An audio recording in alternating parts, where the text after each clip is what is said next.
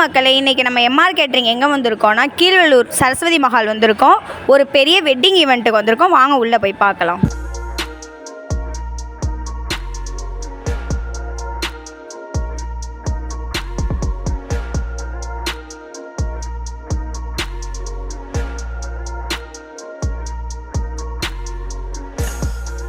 ஒரு எம்ஆர் ரமேஷ் வந்து எனக்கு ஒரு 25 வருஷமாக பழக்கத்தில் உள்ளவர். நல்ல சாப்பாடை பொறுத்தவரையும் அருமையாக செய்யக்கூடியவர். சாமான்லாம் குறைவாக தான் செய்வார். நான் இதுவெல்லாம் எப்படி இருந்தாலும் இதுவெல்லாம் ஒரு 40 ஃபங்க்ஷன் அவர் அட்டன் பண்ணியிருக்காரு.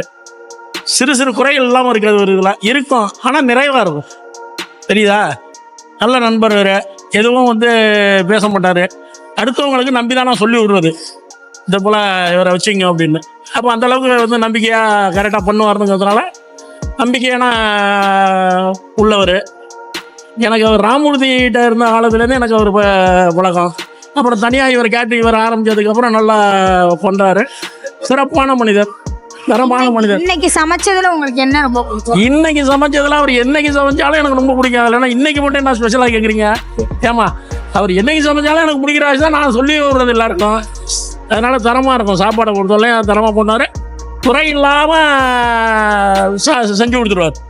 அதே சாமான் வந்து எந்த பிரச்சனையும் இருக்காது. சாமான்லாம் இப்போ வந்து நிறையா மளிகை கடைக்காரவங்களே எனக்கு சொல்லுவாங்க, நான் எத்தனை பேர் எஸ்டிமேட்னா சொல்லும் பொழுது, இல்லைண்ணா குறைவாக இருக்குண்ணா, மாதத்துல கொஞ்சம் கேளுங்க நண்பர். நான் அப்புறம் திருப்பி ஃபோன் பண்ணி கேட்பேன், என்ன ரமேஷ் சாமான் குறைச்சலாக போட்டிருக்கேன்னு மளிகை கடைக்காரரே சொல்கிறாரு அப்படின்னு. இல்லைண்ணா அதிகமாக தானே இருக்குது, ஒன்றும் பிரச்சனை இல்லைண்ணா, போதுண்ணா அப்படின்ட்டு.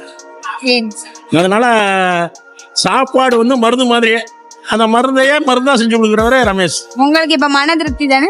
எனக்கு எப்பயுமே திருப்தியாக இருக்க விஷயம் தான் நான் அவரை கூப்பிட்றதே. நீ வந்து புதுசாக கல்யாணத்துக்கு கூப்பிட்றவங்கள்ட்ட சொன்னீங்கன்னா பரவாயில்ல. நான் கிட்டத்தட்ட 20 வருஷமாக அவருக்கு நான் வந்து கூப்பிட்டு சொல்லிகிட்டு இருக்கேன். நம்பி மெட்ராஸ் வரலையும் போகிறாரு. நான் கூப்பிட்டு மெட்ராஸ்க்கே அனுப்பியிருக்கேன். மெட்ராஸ் வரலையும் போவார், மெட்ராஸ்லேருந்து வருவார். பெரிய கல்யாணம் வரலையும் அட்டன் பண்ணிடுறாரு. இப்போ எனக்கு என் கல்யாணம் வந்து 2 கல்யாணம் பெரிய கல்யாணம். நைட்டும் 2500 பேர், காலையிலையும் 2500 பேர். அதையும் அவர் தான் அட்டன் பண்ணார். தைரியமாக செய்யலாம். சிறப்பான மனிதர். சாப்பாடை பொறுத்தவரையும் அவருக்கு வந்து அறுசுவை அரசன், முதல்ல இளவரசனார் மாதிரி இப்போ அரசன் ஆகிட்டார். தெரியுதா? முதல்ல நான் தான் அதை போட்டேன். அறுசுவை அரசன்னு போட்டதே நான் தான் போட்டேன் இப்போ பத்திரிகையில்.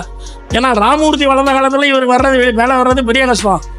அதனால் ராமூர்த்திலாம் பெரிய ஜாம்பவான். அந்த காலத்திலேயே ரமேஷ் வந்து மேலே வந்ததெல்லாம் பெரிய ஜாம்பவான்லாம் மீறி வந்திருக்காருன்னா அவருடைய திறமை தான் காரணம். ரைட்.